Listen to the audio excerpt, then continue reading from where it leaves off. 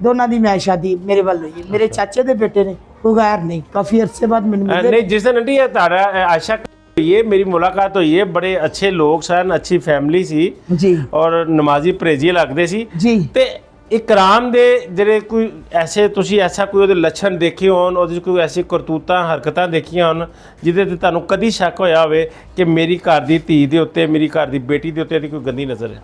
ਅੱਜ ਤੱਕ ਨਹੀਂ, ਅੱਜ ਤੱਕ ਨਹੀਂ, ਕੁਛ ਨਹੀਂ ਐਸਾ ਦੇਖਿਆ। ਉਹ ਤੇ ਕਦੀ ਆਣ ਕੇ ਬੈਠਿਆ ਨਹੀਂ ਸੀ। ਜੇ ਆਂਦਾ ਸੀ ਮੇਰੇ ਵੱਲ ਆਪਣੀ ਬੀਵੀ ਦੇ ਨਾਲ ਆਂਦਾ ਸੀ, ਉਹਦੀ ਬੀਵੀ ਸਾਡੇ 'ਚ ਬੈਠ ਜਾਂਦੀ ਸੀ, ਭੈਣ ਕੋਲ ਮੇਰੇ ਕੋਲ, ਉਹ ਮੋਬਾਈਲ ਲੈ ਕੇ ਇਕੱਲਾ ਦਾ ਬੈਠ ਜਾਂਦਾ ਸੀ, ਇਕੱਲਾ ਹੋ ਕੇ। ਸਾਡੇ 'ਚ ਨਜ਼ਰ ਨਹੀਂ ਸੀ ਆਉਂਦਾ, ਮੋਬਾਈਲਾਂ ਦੀਆਂ ਗੇਮਾਂ ਦੇਖਦਾ ਰਹਿੰਦਾ ਸੀ ਜਾਂ ਹੋਰ ਕੁਝ ਦੇਖਦਾ ਰਹਿੰਦਾ ਸੀ, ਫਿਲਮਾਂ ਵੇਖ ਲੀਆਂ। ਜਦ ਬਾਹਰ ਨਿਕਲ ਜਾਂਦਾ ਸੀ 2-2 ਘੰਟੇ ਨਹੀਂ ਸੀ ਆਉਂਦਾ। ਸਾਡੇ ਨਾਲ ਉਹਨੇ ਐਸਾ ਕੋਈ ਮਸਲਾ ਨਹੀਂ ਸੀਗਾ। ਲੇਕਿਨ ਇਹ ਨਹੀਂ ਕਿ ਕੀ ਬਣ ਗਿਆ, ਉਹਨੂੰ ਕੀ ਨਹੀਂ, ਕਿੰਦੇ ਮਗਰ ਹੱਥ ਹੈ ਜਾਂ ਕਿੰਦੀ ਗੱਲਾਂ ਦੇ ਪਿੱਛੇ ਆ ਗਿਆ। ਇਹੋ ਹੀ ਮੈਂ ਜਾਣਨਾ ਚਾਹੁੰਦੀ ਹਾਂ ਕਿ ਜਲਦ ਤੋਂ ਜਲਦ ਮੈਨੂੰ